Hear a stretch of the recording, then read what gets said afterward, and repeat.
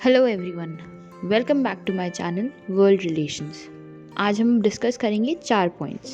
सबसे पहले, NATO no fly zone क्यों नहीं इम्पोज कर रहा है यूक्रेन पर, और क्या है रासपुतीत्सा। साथ ही यूक्रेन गवर्नमेंट की फॉरेन सोल्जर्स को अपने वॉर में यूज़ करने की क्या स्ट्रैटेजी ठीक है। चौथा, क्या इम्पैक्ट पड़ रहा है यूक्रेन में चल रहे वॉर का वहाँ के बच्चों पर। सबसे पहले हम बात करते हैं कि नो फ्लाई जोन क्या है। नो फ्लाई जोन एक कंट्री के ऊपर अपने वॉर प्लेन्स को उड़ाने से रिस्ट्रिक्शन लगा देता है दूसरी कंट्रीज पर। इससे दूसरी कंट्री के वॉर प्लेन्स एक पर्टिकुलर कंट्री के मिलिट्री टारगेट्स पे अटैक नहीं कर सकते, मतलब वो वॉर प्लेन से उनके ऊपर अटैक नहीं कर सकते। यूक्रेन कंटिन्यूसली नेटो से रिक्वेस्ट कर रहा है कि उसके ऊपर एक नो फ्लाई जोन घोषित कर दिया जाए, जिससे रशिया उन पर अपने वॉर प्लेन से अटैक ना कर पाए। ये यूक्रेन का एक जियोपॉलिटिकल मूव है। पोलैंड और स्वीडन जैसी फॉरेन कंट्रीज के रिटायर्ड सोल्जर्स यूक्रेन जा रहे हैं यूक्रेनियन आर्मी की मदद करने उनके वॉर में। अगर इन सोल्जर्स की डेथ हो जाती है इस अटैक में, रशिया जो अटैक कर रहा है यूक्रेन पर, तो वो फॉरेन गवर्नमेंट्स पे प्रेशर बनाएगा इस चीज़ के लिए कि वो यूक्रेन को सपोर्ट करें और अपने रिटायर्ड सोल्जर्स को प्रोटेक्ट करें। यूक्रेन कहीं ना कहीं इस स्ट्रैटेजी को अपनी कंट्री को प्रोटेक्ट करने के लिए यूज कर रहा है।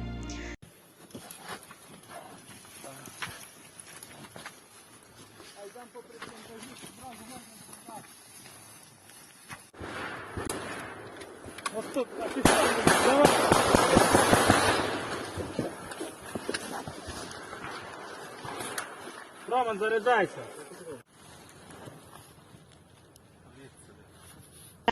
अब हम बात करते हैं रासपुतीत्सा।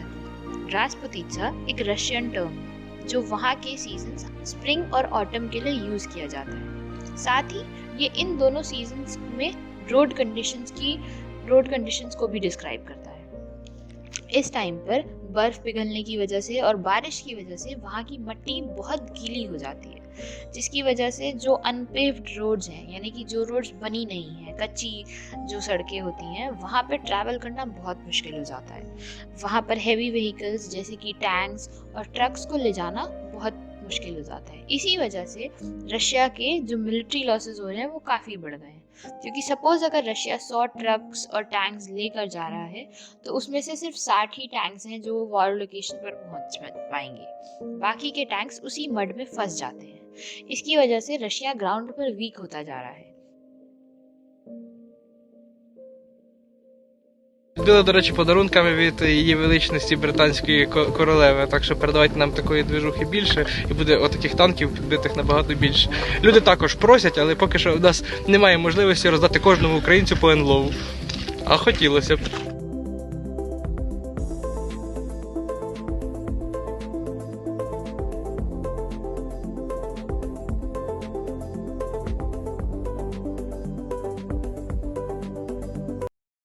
तो यूक्रेन चाहता है कि नेटो इस टाइम पर नो फ्लाई जोन डिक्लेयर कर दे यूक्रेन के ऊपर, जिससे कि वो अपनी कंट्री को दोनों तरीके से प्रोटेक्ट कर पाए, ग्राउंड पर भी और एयर में भी। Today, I'm announcing the United States is targeting the main artery of Russia's economy. We're banning all imports of Russian oil and gas and energy. Ukraine इस स्ट्रैटेजी को दूसरी फॉरेन गवर्नमेंट्स पर एक प्रेशर बिल्डअप करने के लिए use कर रहा है, जिससे कि वो भी यूक्रेन को सपोर्ट करें रशिया के अगेंस्ट, और वो रशिया के अगेंस्ट मूव लें, अपना एक स्टेप उठाएं और यूक्रेन को प्रोटेक्ट करें। जबकि बात करें नो फ्लाई जोन के इम्पोज की, तो व्लादिमीर पुतिन ने पहले ही वार्निंग दे दी है कि अगर NATO no fly zone impose करता है यूक्रेन के ऊपर, तो रशिया इसको वर्ल्ड वॉर 3 के बिगनिंग की तरह देखेगा और वो न्यूक्लियर वेपन्स यूज करेंगे इस अटैक में। साथ ही वो दूसरी कंट्रीज को भी अटैक करना स्टार्ट कर देंगे। इसलिए कहीं ना कहीं हम इस नेटो के इस डिसीजन के सपोर्ट में ही खड़े होते हैं कि वो नो फ्लाई जोन यूक्रेन पर इम्पोज नहीं कर रहा है, क्योंकि एक कंट्री को प्रोटेक्ट करना is much easier than starting a world war, जिसमें बहुत हार्म हो सकता है। और न्यूक्लियर वेपन्स से अगर वर्ल्ड वॉर स्टार्ट होता है तो हम इमेजिन ही कर सकते हैं कि कितना बड़ा लॉस होगा और किस तरीके की कंडीशन बन जाएगी। अब हम आगे बात करते हैं कि क्या असर पड़ रहा है वहाँ के बच्चों पर। यूक्रेन में जो बच्चे हैं जो उस वॉर को झेल रहे हैं, उन पर क्या असर पड़ रहा है। यूक्रेन में 7.5 मिलियन चिल्ड्रन इस टाइम अफेक्ट हो रहे हैं इस वॉर के चलते। इस वॉर में ना ही सिर्फ बच्चे घायल हो रहे हैं बल्कि मारे भी जा रहे हैं। 1 मिलियन चिल्ड्रन से ज़्यादा यूक्रेन से बच्चे भाग चुके हैं। फैमिलीज वहाँ से फ्लेड कर रही हैं सेफ्टी और प्रोटेक्शन के लिए।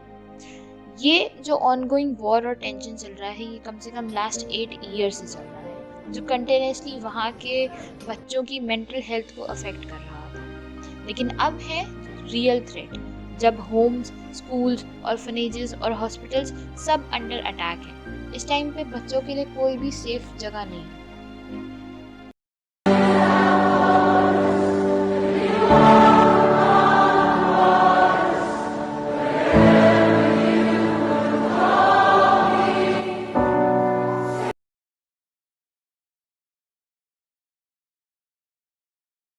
Отпусти и забудь, что прошло уже не вернуть. Отпусти и забудь, новый день он кажет путь. Браво, браво, умница! Умница!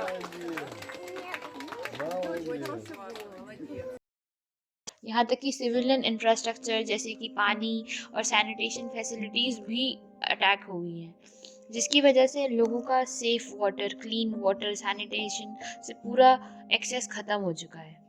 यूनिसेफ फ़िलहाल इस चीज़ पे काम कर रहा है पार्टनर्स के साथ डोनेशंस लेकर। यूनिसेफ वहाँ के बच्चों को और जो फैमिलीज़ वल्नरेबल कंडीशंस में हैं, अटैक के अंदर हैं, उनको हेल्प करने की पूरी कोशिश कर रहा है। हम आपसे भी रिक्वेस्ट करेंगे कि यूनिसेफ के इस नेक काम में आप उनका साथ दें। आप डोनेशन कर सकते हैं यूनिसेफ की साइट पर जाकर।